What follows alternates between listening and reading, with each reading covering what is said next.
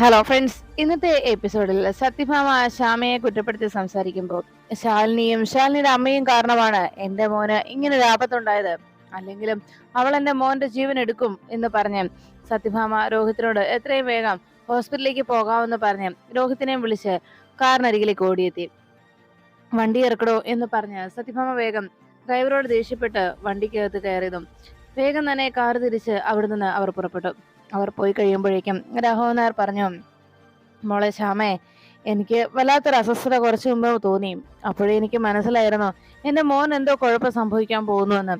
ഇനി എന്തായിരിക്കും മോളെ സംഭവിച്ചിട്ടുണ്ടാവുക എന്ന് ചോദിച്ചപ്പോ ശ്യാമ രാഘവൻ നായർ അരികിലേക്ക് എത്തിയിട്ട് പറഞ്ഞു, അച്ഛാ, സത്യമ്മ പറഞ്ഞത് കേട്ടില്ലേ? എന്റെ കുഞ്ഞേച്ചി വിഷ്ണു എന്നെ കൊല്ലാൻ ശ്രമിച്ചുവെന്ന്. അച്ഛൻ അറിയില്ലേ, ആ എന്റെ കുഞ്ഞേച്ചിക്ക് വിഷ്ണുവേട്ടൻ പ്രാണനാണെന്ന്. അങ്ങനെയൊന്നും ഒരിക്കലും സംഭവിക്കില്ല എന്ന്. അത് കേട്ടതും രാഘവൻ നായർ പറഞ്ഞു, മോളെ, അവൾ അങ്ങനെ ഓരോന്നെല്ലാം പറയും എന്ന് പറഞ്ഞപ്പോ രാഘവൻ നായരോട് ശ്യാമ പറഞ്ഞു, അച്ഛാ, സത്യാമ്മ പറഞ്ഞത് എന്റെ വീട്ടുകാര് ഇത് ചെയ്തതെന്നാണ്. അതായത് എന്റെ കുടുംബത്തുള്ളവരെല്ലാവരും ഇങ്ങനെ ഒരു പ്രവൃത്തി ചെയ്യുന്നവരാണെന്നുള്ള രീതിയിലല്ലേ സത്യാമ്മ സംസാരിച്ചത്. ഒരിക്കലും ഞങ്ങൾക്ക് ആർക്കും വിഷ്ണുവേട്ടനെ ആപത്തിപ്പെടുത്താനാവില്ല ചാ എന്ന് പറഞ്ഞ് ശ്യാമ പൊട്ടിക്കരയുമ്പോ രാഘവൻ നായർ പറഞ്ഞു, മോളെ ശ്യാമേ, നീ അതൊന്നും കാര്യമാക്കേണ്ടതില്ല. ഭാമ അത് കേട്ടതിന്റെ ദേഷ്യത്തിൽ എടുത്തുചാടി ഓരോന്നെല്ലാം പറഞ്ഞതാണ്. എന്തായാലും ഇപ്പോ മറ്റൊന്നും നമുക്ക് ആലോചിക്കണ്ട. വിഷ്ണുവിന് ഒരാപത്തും വരാതിരിക്കുന്നതിന് വേണ്ടി ഈശ്വരനോട് പ്രാർത്ഥിക്കാം, അതാ വേണ്ടത് എന്ന് രാഘവൻ നായർ ശ്യാമയെ ഉപദേശിച്ചു. ഈ സമയം വിഷ്ണുവിനെ ഹോസ്പിറ്റലിൽ എത്തിച്ച് ഡോക്ടർ വേണ്ട ചെക്കപ്പ് എല്ലാം നടത്തുകയും ഐസിയുനുള്ളിൽ വിഷ്ണുവിനെ കയറ്റിയതിനു ശേഷം വാതിൽക്കൽ കാത്തു നിൽക്കുകയാണ് ശാലിനി. ഡോക്ടർമാരെല്ലാവരും വിഷ്ണുവിനെ രക്ഷിക്കുന്നതിന് വേണ്ടിയുള്ള ട്രീറ്റ്മെന്റും കാര്യങ്ങളും തുടരുമ്പോൾ ശാലിനി ആകെ ടെൻഷനോടെ അതിനു മുന്നിൽ തന്നെ കാത്തുനിന്നു. ഈ സമയം ACP ചന്ദ്രബോസ് അവിടേക്ക് എത്തി. ശാലിനി ടെൻഷനോടെ ഹോസ്പിറ്റലിന് മുന്നിൽ നിൽക്കുന്നത് കണ്ടതോടെ ACP അകത്തേക്ക് കയറി വന്നു. ഉടൻ തന്നെ ACP അരികിലേക്ക് എത്തിയതും ശാലിനി ദേഷ്യത്തോടെ ചന്ദ്രബോസിനെ നോക്കി.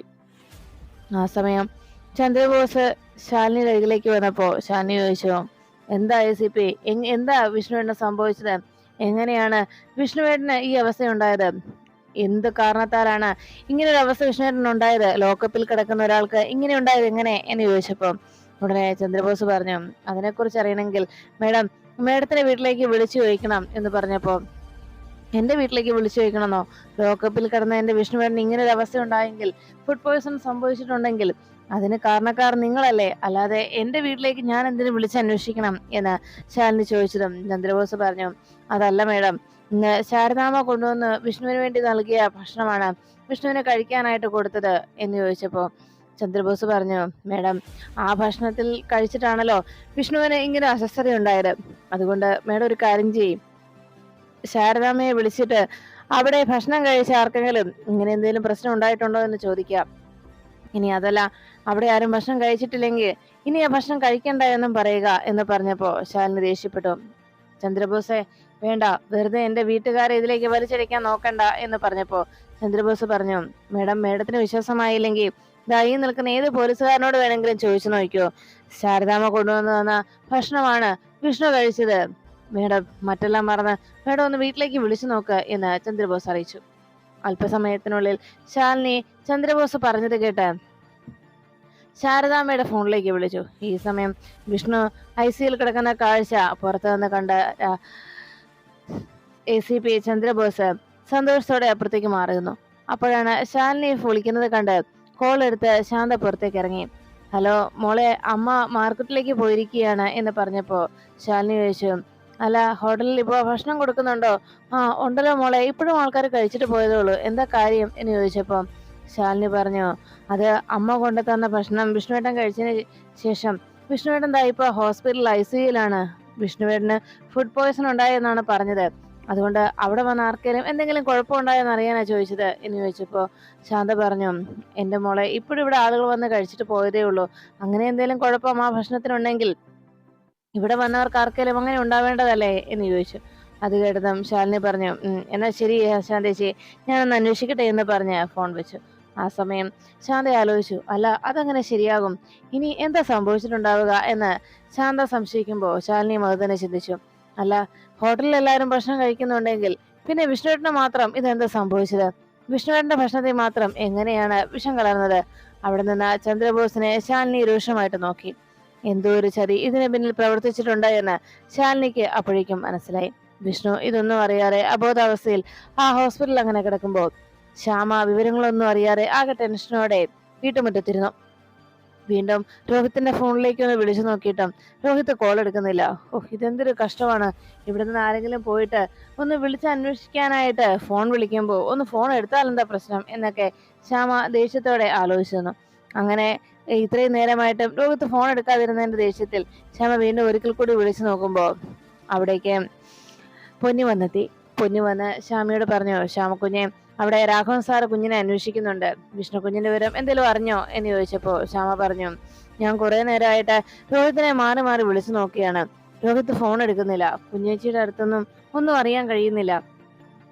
ഇപ്പോ എന്താ യഥാർത്ഥത്തിൽ സംഭവിച്ചെന്ന് അറിയില്ലല്ലോ. എന്റെ വീട്ടുകാരെയല്ലേ എല്ലാത്തിനും കുറ്റപ്പെടുത്തിയിരിക്കുന്നത് എന്ന് ശ്യാമ പറഞ്ഞു. അത് കേട്ട പൊന്നു പറഞ്ഞു, കുഞ്ഞെ, ഇപ്പോ രാഘവൻ സാറും വിളിച്ചതും അക്കാര്യം അറിയാൻ തന്നെയാണ്. വിഷ്ണു കുഞ്ഞിന്റെ അവസ്ഥ എന്താണെന്ന് അറിയാനായിട്ട്.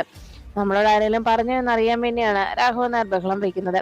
എന്തായാലും രാഘവൻ സാറ് അങ്ങനെ ഒച്ച വെക്കുന്നത് കൊണ്ട് എത്രയും വേഗം നമുക്ക് അങ്ങോട്ട് ചെല്ലാം, ഇല്ലെങ്കിൽ രാഘവൻ സാറിന് അത് ദേഷ്യമായേക്കും എന്ന് പൊന്നി പറഞ്ഞു. അത് കേട്ടതും ശ്യാമ പറഞ്ഞു, അല്ല, സത്യാമ്മ പറഞ്ഞ കാര്യങ്ങളല്ലാതെ എനിക്ക് കൂടുതലൊന്നും അറിയത്തില്ല പൊന്നിയേച്ചി. ഞാൻ വീട്ടിലേക്ക് വിളിച്ചിട്ടാണേലും വിവരങ്ങളൊന്നും അറിയാൻ കഴിഞ്ഞതുമില്ല. അതുകൊണ്ട് വിവരങ്ങൾ എന്തേലും അവിടെ ചെന്നതിന് ശേഷം രോഹിത്ത് വിളിച്ചു പറയാന്ന് വിചാരിച്ചിട്ട് രോഹിത്തും വിളിക്കുന്നില്ല. വിളിച്ചു നോക്കിയിട്ടാണ് ഫോണും എടുക്കുന്നില്ല. ഇനിയിപ്പോ എന്ത് ചെയ്യുന്നു പറയും എന്ന് ചോദിച്ചു. അപ്പോഴാണ് രാഘവൻ നായർ അകത്തിരുന്ന് ആലോചിച്ചത്, ഇവരെയൊക്കെ വിളിച്ചിട്ട് എന്താ വരാൻ എത്ര വൈകുന്നത്? എൻ്റെ കുഞ്ഞിന്റെ കാര്യല്ലേ. ഞാനുണ്ടായിരുന്നെങ്കിൽ, എന്റെ കാലിന് ഇപ്പൊ പ്രശ്നങ്ങളൊന്നും ഇല്ലായിരുന്നെങ്കിൽ, എനിക്ക് തനിച്ച് നിൽക്കാൻ കഴിയുമായിരുന്നെങ്കിൽ ഞാൻ ഒരാളുടെയും കാല് പിടിക്കാൻ പോവില്ലായിരുന്നോ എന്നൊക്കെ മനസ്സിൽ ദേഷ്യപ്പെട്ടുകൊണ്ട് അങ്ങനെ രാഘവൻ നായർ ഇത്രയും നേരമായിട്ടും ഈ പെങ്കൊച്ചിത്തോടെ പോയി ശ്യാമേ ശ്യാമേ എന്ന് വിളിച്ച് രാഘവൻ നായർ വേഗം തന്റെ ആ സ്റ്റിക്ക് കയ്യിൽ പിടിച്ചുകൊണ്ട് വേഗം ചാടി എഴുന്നേറ്റു. രാഘവൻ നായർ ഒരടി മുന്നിലേക്ക് വെക്കാൻ തുടങ്ങിയതും പെട്ടെന്ന് കാൽ വഴുതി രാഘവൻ നായർ നിലത്തേക്ക് വീണു. ഈ കാഴ്ച കണ്ടുകൊണ്ടാണ് അകത്തേക്ക് ശ്യാമയും പൊന്നിയും ഓടിയെത്തിയത്. ശ്യാമ ഉടനെ തന്നെ അച്ഛ എന്ന് വിളിച്ച് രാഘവൻ നായർക്ക് അരികിലേക്ക് ഓടിയെത്തി. രാഘവൻ നായരെ ശ്യാമയും പൊന്നിയും ചേർന്ന് വേഗം പിടിച്ചെഴുന്നേൽപ്പിക്കണം. ഒരു വിധത്തിൽ അവർ കസേരയിലേക്ക് എത്തിക്കഴിഞ്ഞപ്പോ ശ്യാമ ചോദിച്ചു, അച്ഛ എന്തെങ്കിലും കുഴപ്പമുണ്ടോ എന്ന് ചോദിച്ചതും ഇല്ല, എനിക്ക് കുഴപ്പമൊന്നുമില്ല. അപ്പോഴേക്കും ശ്യാമ പറഞ്ഞു, അച്ഛൻ എന്തിനാ ഇങ്ങോട്ട് എഴുന്നേറ്റ് വരാൻ നോക്കിയത് എന്ന് ചോദിച്ചതും രാഘവൻ നായർ പറഞ്ഞു, അത് വേറൊന്നുമല്ല, എനിക്ക് എൻ്റെ മോന്റെ വിവരം എന്തെങ്കിലും അറിഞ്ഞോന്നറിയാനുള്ള ആകാംക്ഷ കൊണ്ട് ഞാൻ വന്നതാണ് എന്ന് പറഞ്ഞു. അപ്പോഴേക്കും ശ്യാമ പറഞ്ഞു, പ്രത്യേകിച്ച് വിവരങ്ങളൊന്നും അറിയാൻ കഴിഞ്ഞില്ല അച്ഛാ. ഹോസ്പിറ്റലിലേക്ക് പോയ ആരും തന്നെ വിളിച്ചില്ല. ഞാനും പൊന്നിച്ചേച്ചിയും ഇത്രയും നേരം അവരെ വിളിച്ചു നോക്കുകയായിരുന്നു. പക്ഷെ ആരും തന്നെ ഒരു വിവരവും വിളിച്ച് പറഞ്ഞില്ല. ഇനി എന്താ സംഭവിച്ചെന്ന് അറിയില്ല അച്ഛാ എന്ന് അറിയിച്ചു. ഇത് കേട്ടതും രാഘവൻ നായർ പറഞ്ഞു, എൻ്റെ ആശങ്ക കൊണ്ടാണ് ഞാൻ നിങ്ങളെ ബുദ്ധിമുട്ടിക്കുന്നത്. എൻ്റെ മോൻ എന്താ സംഭവിച്ചതെന്നും ഇനി എന്തെങ്കിലും കുഴപ്പമുണ്ടായിട്ടാണോ അവരാരും വിളിക്കാത്തത്, അങ്ങനെയൊക്കെയുള്ള ഒരു 100,000 ആശങ്കയാണ് എൻ്റെ മനസ്സിനെ അലട്ടുന്നത്.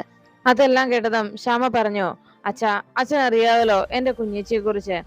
എനിക്ക് സത്യാമ്മ ഇവിടെ നിന്ന് പോയപ്പോ പറഞ്ഞ കാര്യങ്ങളൊക്കെ ഓർക്കുമ്പോ വല്ലാത്ത വിഷമം തോന്നുന്നുണ്ട്.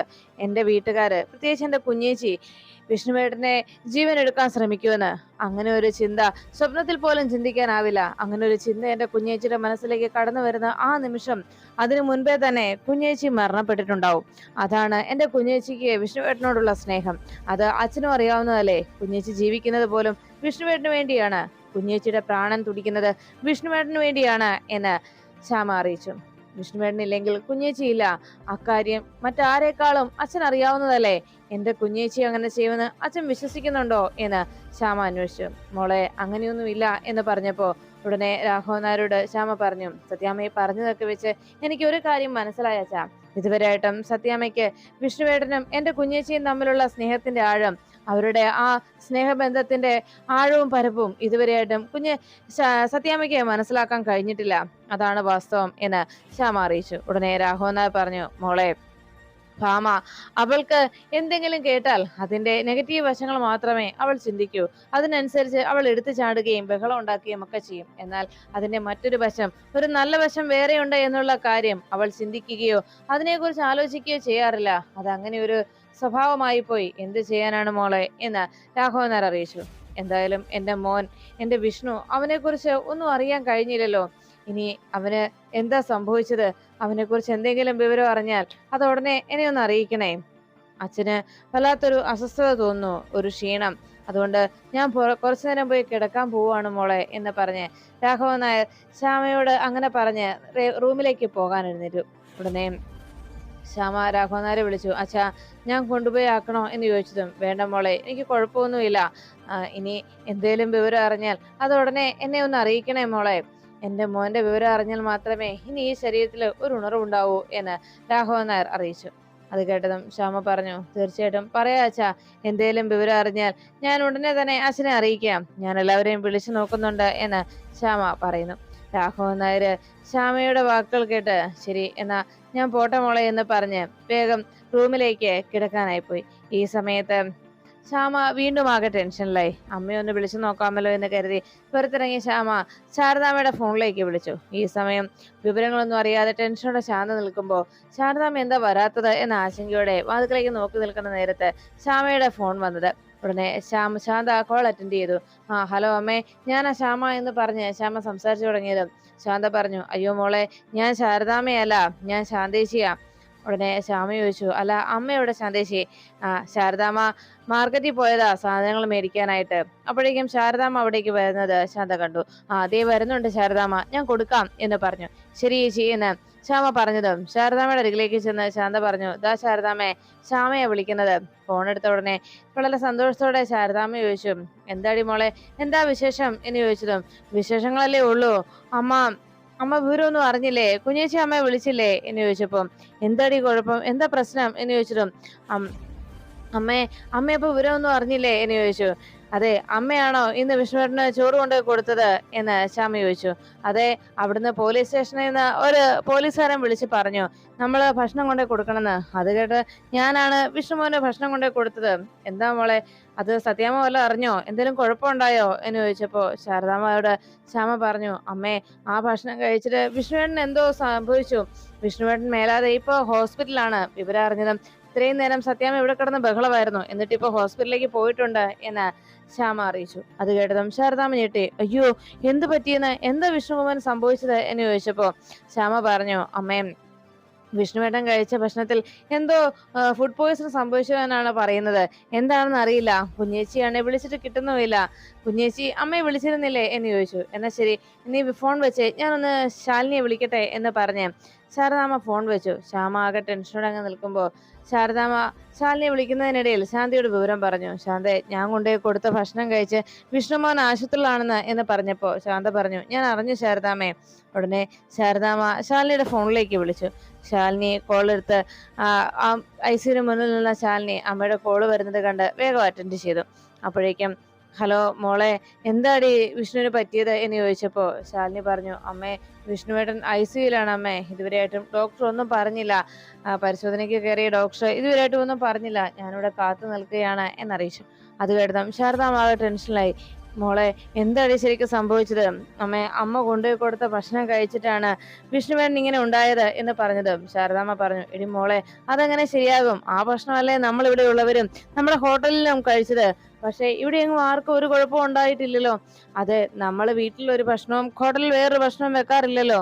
വീട്ടിലുണ്ടാക്കുന്ന ഭക്ഷണം തന്നെയല്ലേ, ഹോട്ടലിൽ ഉണ്ടാക്കുന്നത് തന്നെയല്ലേ നമ്മൾ വീട്ടിലും എടുക്കാറുള്ളത് എന്ന് ചോദിച്ചപ്പോ ശാലിനി പറഞ്ഞു, അത് നമുക്ക് മാത്രമല്ലേ അമ്മ അറിയൂ, ഇവിടെ ആർക്കും അറിയില്ലല്ലോ. ഇപ്പോ പഴി മുഴുവൻ അമ്മയ്ക്കാണ് വന്നിരിക്കുന്നത്, നമുക്ക് മാത്രമാണ് പഴി വന്നിരിക്കുന്നത് എന്ന് ശാലിനി അറിയിച്ചു. അത് കേട്ടതും ശാരദാമ്മ പറഞ്ഞു, എടി മോളെ, നമ്മൾ മനസ്സിൽ പോലും വിചാരിക്കാത്ത കാര്യമാണല്ലോ മോളെ സംഭവിച്ചിരിക്കുന്നത്. അതൊക്കെ പോട്ടെ, വിഷ്ണുവിന് ഇപ്പൊ എങ്ങനെയുണ്ട് അത് പറ എന്ന് പറഞ്ഞതും ശാലിനി പറഞ്ഞു, ഡോക്ടർ ഒന്നും പറഞ്ഞിട്ടില്ലമ്മേ.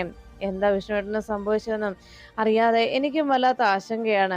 എനിക്കാണെങ്കിൽ കയ്യും കാലും ഒന്നും തോന്നുന്നില്ല, എന്താ പറ്റിയതെന്നും അറിയത്തില്ല.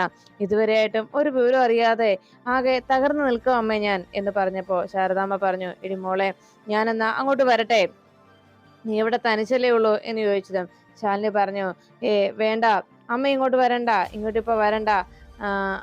അതെന്താ മോളെ എന്ന് ചോദിച്ചപ്പോ, അമ്മ കൊടുത്ത ഭക്ഷണം കഴിച്ചിട്ടാണ് വിഷ്ണുവേട്ടൻ ഇങ്ങനെ സംഭവിച്ചതെന്ന രീതിയിൽ അമ്മ ഇപ്പോ ഒരു കുറ്റക്കാരി എന്ന പോലെയാണ്. അമ്മ കൊടുത്ത ഭക്ഷണം കഴിച്ചതല്ലേ വിഷ്ണുവേട്ടൻ ഇങ്ങനെയൊക്കെ ആയത്.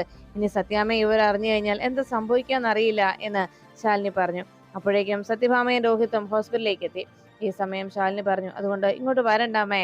ഉടനെ ശാരദാമ്മ പറഞ്ഞു, എടിയെന്നാ ഞാൻ അച്ഛനെ അങ്ങോട്ട് പറഞ്ഞയക്കട്ടെ എന്ന് ചോദിച്ചപ്പോൾ ശാലിനി പറഞ്ഞു, വേണ്ടമ്മേ, ഇങ്ങനെ ഒരു സാഹചര്യത്തിൽ അച്ഛൻ കൂടി ഇവിടേക്ക് വന്നാൽ, അതും ഇങ്ങനെ ഒരു പ്രശ്നം നിലനിൽക്കെ, അത് കൂടുതൽ വഷളാകും. അതുകൊണ്ട് വേണ്ടമ്മേ, ഇനി എന്ത് വന്നാലും ഞാൻ തന്നെ നേരിട്ടോളാം. അപ്പോഴേക്കും ശാരദാമ്മ പറഞ്ഞു, എടി മോളെ, നീ ഇങ്ങനെ പറയുമ്പോൾ ഞാൻ എന്തോ വലിയ തെറ്റ് ചെയ്ത പോലെ ഒരു ആശങ്ക. മോളെ, എന്തേലും സംഭവിച്ചിട്ടുണ്ടെങ്കിൽ അത് ആ പോലീസ് സ്റ്റേഷനിൽ വെച്ച് തന്നെയാണ് മോളെ, അല്ലാതെ വേറെ ഒരു ചതിയും ഉണ്ടായിട്ടില്ല, എനിക്ക് ഉറപ്പാ. എന്തായാലും നമ്മളുടെ നിരപരാധിത്വം തെളിയിച്ചേ പറ്റൂ. ഇതിന്റെ സത്യാവസ്ഥ കണ്ടെത്തുകയും ചെയ്യണം. അതോടൊപ്പം വിഷ്ണു കുഞ്ഞിനൊരു ആപത്തും കൂടാതെ രക്ഷിക്കുകയും വേണം. മോളെ, നീ എന്തായാലും നമ്മുടെ നിരപരാധിത്വം തെളിയിക്കണം മോളെ എന്ന് ശാരദാമ്മ ശാലിനിയോട് പറഞ്ഞു. അത് കേട്ടതും ശാലിനി പറഞ്ഞു, അത് ശരിയമ്മേ എന്ന് പറഞ്ഞപ്പോ ശാരദാമ്മ പറഞ്ഞു, എടി മോളെ, ഭക്ഷണം ഞാൻ അവിടെ സ്റ്റേഷനിൽ കൊടുത്തപ്പോ അവിടെ എന്തോ വെച്ച് സംഭവിച്ചതാണ്, അല്ലാതെ വേറൊന്നും ഉണ്ടായിട്ടില്ല മോളെ, എനിക്ക് ഉറപ്പാണ് എന്ന് ശാരദാമ്മ പറഞ്ഞു. ഞാൻ എന്തായാലും മോളുടെ വിളിയും കാത്തിരിക്കുകയാണ്. വിഷ്ണുമോന്റെ വിവരം അറിയാനായിട്ട് ഞാൻ ഇവിടെ കാത്തു നിൽക്കുകയാണ് മോളെ. എനിക്ക് എന്തായാലും മോളെന്നെ വിളിക്കണം എന്ന് പറഞ്ഞതും ശരിയമ്മേ എന്ന് ശാലിനി സമ്മതിച്ചു. അങ്ങനെ ശാലിനി ശാരദാമ്മയോട് അമ്മ ഫോൺ വെച്ചോ എന്ന് പറഞ്ഞ് ഫോൺ വെപ്പിക്കുമ്പോ ശാലിനി ഫോണിൽ സംസാരിച്ചുകൊണ്ട് നിൽക്കുന്നത് ഐസുവിന് മുന്നിൽ വന്ന് വിഷ്ണുവിനെ ആ ഐസുവിന്റെ ആ ഡോറിലൂടെ അകത്തേക്ക് നോക്കി വിഷ്ണുവിനെ കണ്ട സത്യഭാമ ശാലിനി അവിടെ ഫോണിൽ സംസാരിച്ച് നിൽക്കുന്നത് കാണാനിടയായി. അമ്മ ഫോൺ വെച്ചോ എന്ന് പറയുന്നത് കേട്ടതോടെ സത്യഭാമ കലിയോടെ ശാലിനിക്ക് നേരെ തിരിഞ്ഞു. എടി, എന്താടി എന്റെ മോനെ നീ ചെയ്തത്? നീ എല്ലാവരും കൂടി എന്റെ മോൻ എന്താടി കൊടുത്തത്? എന്റെ കുഞ്ഞ് നിന്നോട് എന്ത് തെറ്റാടി ചെയ്തത് എന്ന് ചോദിച്ചപ്പോ ശാലിനി ഒന്നും മിണ്ടാനാകാതെ, ഒരു വാക്ക് പോലും എതിർത്ത് പറയാനാകാതെ തലകുനിച്ചങ്ങ് നിൽക്കുമ്പോ സത്യഭാമ പറഞ്ഞു, എന്റെ കുഞ്ഞിന് എന്തെങ്കിലും പറ്റിയാലുണ്ടല്ലോ, നിന്നെയൊന്നും വെറുതെ വിടത്തില്ല ഞാൻ. കുടുംബശ്രീ ഹോട്ടലടക്കം ഞാൻ കത്തിക്കും എന്ന് സത്യഭാമ ബഹളം വെക്കുമ്പോ രോഹിത് പറഞ്ഞു, സത്യാമ്മേ എന്ന് വിളിച്ചതും മിണ്ടരുത് നീയ എന്ന് സത്യഭാമ രോഹിത്തിനെ താക്കീത് ചെയ്യുന്നു.